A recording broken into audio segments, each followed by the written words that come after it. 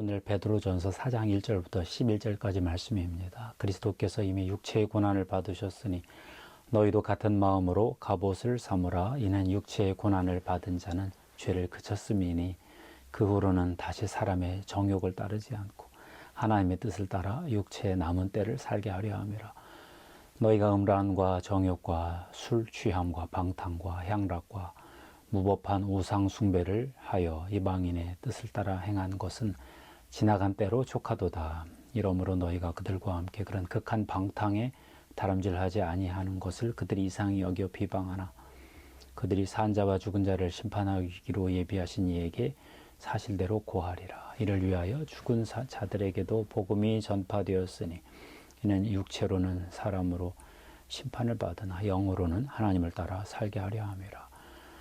만물의 마지막이 가까이 왔으니 그러므로 너희는 정신을 차리고 근신하여 기도하라. 무엇보다도 뜨겁게 서로 사랑할지니 사랑은 허다한 죄를 덮느니라. 서로 대접하기를 원망 없이 하고 각각 은사를 받은 대로 하나님의 여러 가지 은혜를 맡은 선한 청지기 같이 서로 봉사하라. 만일 누가 말하려면 하나님의 말씀을 하는 것 같이 하고 누가 봉사하려면 하나님이 공급하시는 힘으로 하는 것 같이 하라. 이는 범사에 예수 그리스도로 말미암아 하나님이 영광을 받으시게 하려 함이니 그에게 영광과 권능이 세세에 무궁하도록 있느니라. 아멘. 어떤 지역사회에서 한 노인이 술을 먹고 행패를 부렸습니다. 동네 주민들이 이 어른을 어떻게 해야 되나 고민을 했습니다. 형사고발 조치해야 되나. 창세기 9장에 보면 노아가 포도주를 마시고 취해서 추태를 부렸습니다. 세 아들 중에 함이 아비의 어떤 허물을 들추어냈고 셈하고 야벳은 아버지의 하체를 자기들 옷으로 덮어서 가렸죠. 오늘 베드로 사도가 종말의 때에 특별한 말씀을 해요. 긴박한 때죠. 그러니까 근신해라, 기도해라. 거기까지는 이해가 되는데 한 말씀을 더 했어요. 무엇보다도 뜨겁게 서로 사랑할지니 사랑은 허다한 죄를 덮느니라. 고통하는 말세의 때에 오히려 사랑을 요구를 했어요. 바울도 디모데 후서 3장에 그런 말씀을 하셨죠. 말세에 고통하는 때가 이르러 사람들이 자기를 사랑하며 돈을 사랑하며 쾌락을 사랑하기를 하나님 사랑하는 것보다 더하며. 말세의 어려움은 사랑이 없다는 거죠. 그러니까 없는 사랑의 부재 시대에 사랑을 하자, 해라. 이게 베드로 사도의 말씀입니다. 오늘 죄를 덮는 사랑, 이렇게 좀 묵상을 해보는데요. 죄를 덮는 사랑이라는 게 뭘까? 누군가 법을 어겼습니다. 어떤 반응부터 나오나요? 정죄부터 나오죠. 잘못했구만. 누군가 죄를 저질러서 불의한 상황이 되면 사람들은 정의를 요구합니다. 정죄를 요구할 수밖에 없습니다. 하나님 나라 묵상을 해보면 이렇습니다. 인간 나라는 정의의 원리로 움직이고 사탄 나라는 불의의 원리로 움직이고 하나님 나라는 은혜의 원리로 움직인다. 그런 거죠. 어떤 회사 직원이 횡령죄를 범했다. 정의가 무너졌습니다. 이것이 그냥 넘어가면 불의한 사탄 나라 역사고 인간들은 어떻게든 정의를 회복해서 고치려고 노력을 하지요. 그런데 그리스도인이면 은혜를 알기 때문에 용서해 줘야 된다. 이런 강박이 있어요. 그런데 문제는 용서는 해주고 싶어도 내가 용서해야 될 자리가 아닐 때가 많아요.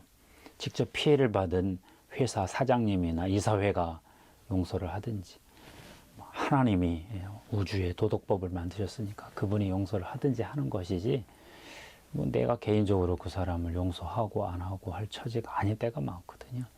그럴 때 우리가 할 수 있는 일은 허다한 죄를 덮는 사랑이 필요하다.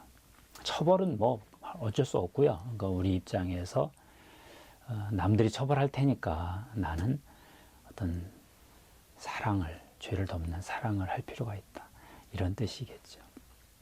그러면 왜 죄를 덮는 사랑을 해야 할까 한번 묵상을 해봤습니다. 첫 번째, 앞으로도 나도 그런 죄를 범할 가능성이 있습니다. 어쩌면 나는 죄를 범했는데 안 들켰을 수도 있고요. 비판을 받지 아니하려거든 비판하지 말라, 이런 말씀. 남의 눈에 있는 티를 보고 내 눈에 들보를 생각하라, 이런 주님 말씀도 있고요. 무엇이든지 남에게 대접을 받고자 하는 대로 너희도 남을 대접하라. 나도 불가피하게 죄를 범할 때가 있잖아요. 실수할 수밖에 없고 완전자가 아니니까. 그런 때 물론 죄값을 치르겠지만 누군가로부터 정죄 이상의 사랑을 받고 싶은, 이해받고 싶은 욕망이 있잖아요. 그러니까 우리도 그렇게 하자, 그런 뜻입니다. 또 한 가지 이유는 그 사람이 감당 못할 어떤 상황적 이유 때문에 어쩔 수 없이 그럴 수도 있거든요. 빵 하나에 19년 감옥살이를 한 장발장의 사례 같은 얘기죠. 또 한 가지 예를 들면 행위상 그 죄를 지어도 그 인격은 존엄한 것이니까 행위와 인격은 구분해야 되지 않겠냐, 그런 묵상도 해보고요. 그러나 결정적인 것은 하나님이 예수 그리스도 십자가 위에서 우리 죄의 대가를 다 지불하셨기 때문에 그런 거죠. 우리는 하나님이 아니에요. 우리는 피조물이고 죄인이고 죄를 같이 용서받아야 될 처지거든요. 그러니까 하나님이 십자가에서 모든 인류의 죄를 용서한 것을 보고 우리 자신은 그 잘못한 사람을 향하여 같이 정죄할 형편이 아니고 사랑으로 덮은 나랑 같은 처지니까. 예수 그리스도가 인류를 위해서 십자가를 지셨지만 우리 한 사람 한 사람을 위해서 그 죄의 그 심판을 당한 거잖아요. 나를 위해서, 개인을 위해서, 그 사람을 위해서도 그렇고 나를 위해서도 그렇고. 세 번째 묵상 하나 더 해보겠습니다. 어떻게 죄를 덮는 사랑을 할 수 있을까? 저는 그 경청이라고 생각합니다.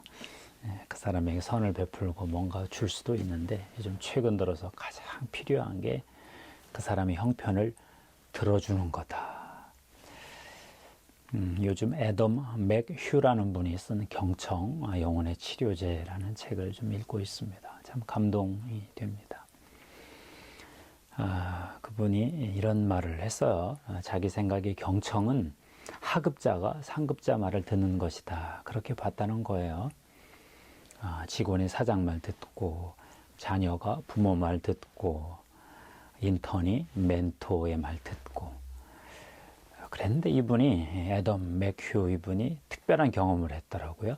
캘리포니아주 오렌지 카운티에 세인트 조셉 병원이 있는데 거기 안병동에서 넉 달 동안 인턴 생활을 했다는 것입니다.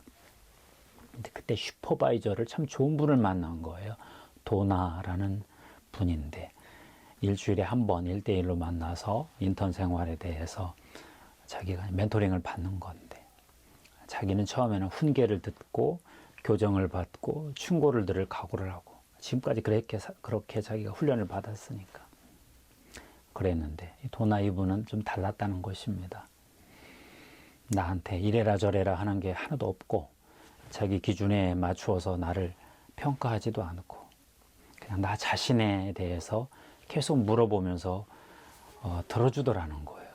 당신 생각은 어떠냐, 당신 느낌은 어땠냐, 감정은, 당신의 관심사는 무엇이냐, 가족은 또 어떻게 되냐, 당신 앞으로 어떤 사람이 되고 싶으냐, 이런 얘기를 계속 물어보더라는 것입니다.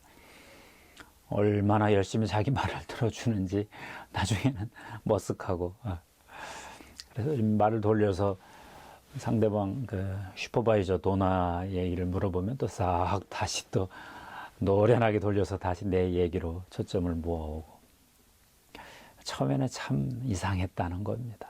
계속 그 가을 내내 넉 달 동안 도나에게 슈퍼바이징을 받으면서 그녀는 일을 하는 게 아니라 나라는 인격을 원하는구나, 그걸 발견했대. 나의 고칠 점을 찾으려는 것이 아니라 나를 한 인간으로, 인격으로 대우를 해주었구나, 그걸 깨달았다는 것입니다. 그녀가 내 말을 들어줄수록 나 자신을 보게 되었다, 그런 고백도 하더라고요. 이전의 멘토들로부터는 너는 틀렸어, 너는 고쳐야 돼, 너는 환자야, 너는 이렇게 해야 전문가가 돼, 이런 메시지를 받았다는 거예요. 너는 고쳐야 돼. 근데 도나는 그런 말을 안 하고, 또 다른 멘토들은 하나님 너를 사랑하셔, 그러니까 너는 이렇게 해야 돼, 이제 그런 메시지였다는 것입니다. 도나는 하나님에 대해서 한마디도 안 하고 자기 얘기만 들어줬는데 넉 달이 지나니까 자기 안에 하나님 사랑으로 꽉 찼다, 이런 고백입니다. 애덤 맥휴 이분은 그때 경청의 선물을 한번 받고 나서 성경 전체를 다시 경청의 시각으로 읽었대요. 그랬더니 하나님이 경청자이셨구나, 그걸 깨달았대요. 출애굽 때도 여러 해 후에 애굽 왕은 죽었고 이스라엘 자손은 고된 노동으로 말미암아 탄식하며 부르짖으니, 그 고된 노동으로 말미암아 부르짖는 그 소리가 하나님께 상달된지라, 하나님이 그들의 고통 소리를 들으시고 하나님이 아브라함과 이삭과 야곱에게 세운 그의 언약을 기억하사 하나님이 이스라엘 자손을 돌보겠다고 하나님이 그들을 기억하셨더라. 하나님은 이스라엘 백성들의 고통 소리를 들으시는 분이었다. 경청자 하나님이셨다. 반면에 바로는 백성들의 마음을, 소리를 듣지 않고 마음을 완악하게 해서 자기 고집을 세웠다. 이렇게 대조를 하더라고요. 그러면서 애담 맥휴 이분이 아담 이야기에서도 하나님은 아담의 말을 들어보려 했다, 이런 표현을, 좋은 표현을 쓰셨어요. 아담아 너 어디 있느냐. 선악과 따먹고 아담이 숨었잖아요. 그때. 너 어디 있느냐. 추궁하는 목소리가 아니라 아담의 반응을 들어보려는, 들으시려는 마음이었다. 이렇게 해석을 하는데 참 좋았습니다. 경청자 하나님, 기도를 들으시는 하나님. 그렇기 때문에 이분이 성경 전체를 경청의 관점에서 재해석하는 걸 보고 제가 은혜를 많이 받았습니다. 그러면 경청의 사랑을 받으면 어떤 일이 벌어지겠어요? 개인적으로는 축복을 받는다 싶습니다. 하나님의 성품에 참여했으니까, 그렇죠? 노아의 세 아들 중에 아버지를 덮어주는 사랑을 하지 않은 그 가나안은 저주를 받았고요. 셈하고 야벳은 사랑을 받았죠. 축복을 받았습니다. 셈하고 야벳은 아버지가 저런 사정이 있었을 텐데 아버지 마음을 이렇게 들어보려 한 거죠. 애담 맥휴의 말 중에 슈퍼바이저 도나에게 받은 축복 중에 그런 말을 했죠. 도나는 나의 고칠 점을 찾으려 한 게 아니라 나를 한 인간으로 보았다. 도나가 내 말을 들어줄수록 나도 나 자신을 그렇게 보게 되었다. 나는 내 참 나를 발견하게 되었다. 그런 표현이지요. 사람이 참자기하고 거짓자기가 있잖아요. 그 거짓자기는 다른 사람에게 비율을 맞추고 순응하고 그냥 맞춰주는 거거든요. 일단 참자기는 정말 내가 하고 싶은 거, 내가 진짜 하나님께 타고난 본성, 내 평생 이거 하나 이루면 원이 없는 그런 거, 그런 게 참자기거든요. 경청의 선물을 받으면 나의 참자기가 드러난다, 그런 뜻 아니겠습니까? 또 한 가지, 이렇게 경청의 선물을 이렇게 받으면 하나님을 느낄 수 있더라. 이게 애덤 맥휴의 고백이었죠. 그럴 수밖에 없을 것 같아요. 하나님께서, 또 나는 내게 하나님이 나를 사랑한다는 말을 한마디도 안 했다. 그렇지만 하나님 사랑이 꽉 내 내면에 차올랐다. 그렇게 고백을 하지 않습니까? 왜 그럴까요? 하나님이 경청자시니까, 그 경청자 역할을 누군가가 대신 해주니까 그 하나님의 성품, 하나님의 속성, 하나님의 은혜가 전이가 되는 것입니다. 우리가 기도를 하나님께 드리면 하나님 우리 기도를 들으시잖아요. 응답하시잖아요. 근데 하나님을 느끼잖아요. 똑같은 패턴. 누군가 내 말을 경청해 주면 기도 응답받는 것과 비슷한 어떤 그런 하나님의 은혜를 누린다, 그런 뜻이십니다. 저도 최근에 좀 비슷한 실험 내지 또 이게 좀 실천을 하고 있는데, 후배 목사가 교회를 하나 개척을 했어요. 카페와 교회를 같이 좀 병합한 선교적 교회를 했는데, 제가 그 친구에게 뭐 교회론을 가르칠 수도 없고 계속 듣습니다. 어떤 비전이냐, 어떻게 하고 있느냐, 어떤 문제가 있느냐. 그러면 쭉 이야기를 합니다. 이런 교회를 하고 싶고 이런 방법으로 이렇게 되고 있고, 여기까지는 됐고 여기서부터는 안 되고. 얼마 전에 전화를 했더니 좀 일주일간 문을 닫고 휴식을, 가족 휴가 여행을 좀 떠나야 되겠다. 내가 좀 체험을 좀 받아야 되겠습니다. 그러더라고요. 그러면 안 돼. 뭐 제가 그럴 수도 없잖아요. 카페 비우면 안 돼. 제가 그런 말 하지 않고, 알았다. 잘 좀 쉬었다 충전을 해서 왔으면 좋겠다.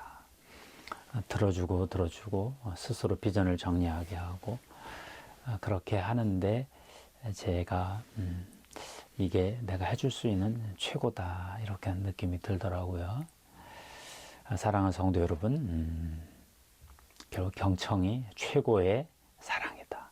허다한 죄를 덮는 사랑이다. 그 사람이 잘못을 했다고 하더라도 잘못을 하게 된 맥락, 상황을 들어주기만 해도 그 사람에게는 하나님의 사랑이 공급이 된다. 그런 나눔을 좀 하고 싶습니다. 기도하겠습니다. 하나님 아버지, 감사합니다. 하나님, 허다한 죄를 덮는 사랑을 종말의 때일수록 더 해라, 이 말씀을 듣습니다.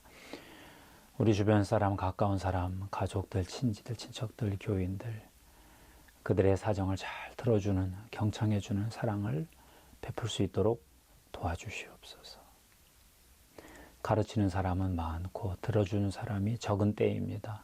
하나님, 내가 권위가 있을수록, 내가 전문가일수록 더 많이 들어주게 해 주시옵소서. 경험이 많을수록 더 많이 들어주게 해 주시옵소서. 하나님이 경청자이시니 하나님의 역할을 내가 또 수행하게 해 주시옵소서. 감사합니다. 예수 그리스도 이름으로 기도하옵나이다. 아멘.